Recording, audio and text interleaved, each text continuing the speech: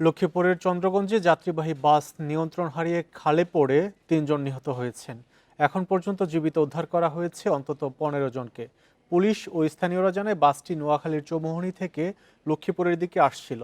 সকাল ৯টার দিকে চন্দ্রগঞ্জের কফিল উদ্দিন ডিগ্রি কলেজের সামনে হঠাৎ নিয়ন্ত্রণ হারিয়ে বাসটি খালে পড়ে যায়। খবর পেয়ে পুলিশ ঘটনাস্থলে পৌঁছায়।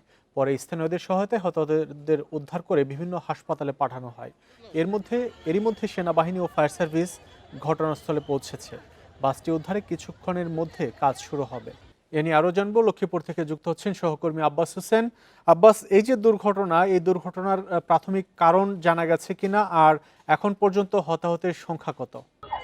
আজকে সকাল ৮টা থেকে ৯টার মধ্যে যে চমুনি থেকে লক্ষ্মীপুরের উদ্দেশ্যে যে আনন্দ পরিবহন নামে যে যাত্রীবাহী বাসটি সেটি ছেড়ে আসে এবং চন্দ্রগঞ্জের যে কফিলউদ্দিন ডিগ্রি কলেজের সামনে আসলে নিয়ন্ত্রণ হারিয়ে কিন্তু বাসটি পুরোপুরি খালে পড়ে যায়। এখন পর্যন্ত আমরা যেটি জানতে পেরেছি যে চন্দ্রগঞ্জ থানার ওসি যে ফয়জুল আজিম নোমান যেটি নিশ্চিত করেছেন, এখন পর্যন্ত ৩ জনের মরদেহ উদ্ধার করা হয়েছে।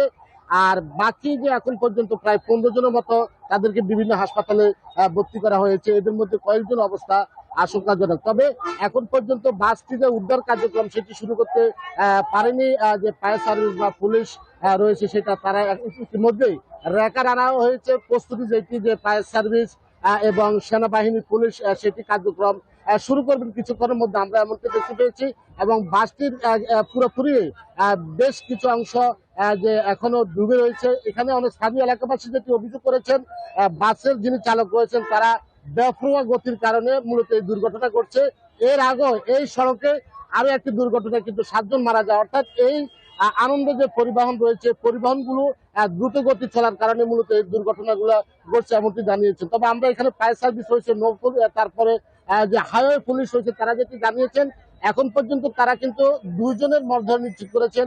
একজনের নাম মুর্শিদ আলম, আর অপরজন হলো জয়নাল আবদিন। কিন্তু পুলিশের পক্ষ থেকে যেটি বলা হয়েছে থানা, সেখানে তারা 3 জনের মরদেহ উদ্ধার কথা বলা হয়েছে। তবে হতাহতের সংখ্যা আরো বাড়বে এমনটি কিন্তু আমরা এখানে এসে দেখতে পেয়েছি। তবে এখন পর্যন্ত যে বাসটি রয়েছে সেটি এখন উদ্ধার কার্যক্রম শুরু করেনি। তবে প্রস্তুতি নিচ্ছি, কিছুক্ষণের মধ্যে উদ্ধার কার্যক্রম শুরু করা হবে এমনটি এখানে আমরা যে ফায়ার সার্ভিস রয়েছে, সেনাবাহিনী রয়েছে বা পুলিশ রয়েছে তাদের সাথে কথা বলে তারা জানিয়েছেন। তবে এখানে মানুষের যে ভিড় সেটি রয়েছে, কিন্তু আর খালে প্রচুর পরিমাণ স্রোত রয়েছে। এই স্রোতও অনেকে ধারণা করছেন অনেকে হয়তো বেশি যেতে পারে এমনটি অনেকে ধারণা করছেন। তো আসলে আমরা এখন পর্যন্ত যেটা দেখতে পাচ্ছি যে বাসটি এখন পর্যন্ত উদ্ধার যে কার্যক্রম সেটি তারা শুরু করবে, এখনো শুরু হয়নি। উদ্ধার কার্যক্রম শেষ হলে বলা যাবে আসলে হতাহত সংখ্যা কত। এখন পর্যন্ত পুরোপুরি মানে সঠিক তথ্য কেউ দিতে পারছেন না, বা স্থানীয় এলাকাবাসী যারা রয়েছেন তারাও কিন্তু একই কথা বলছেন।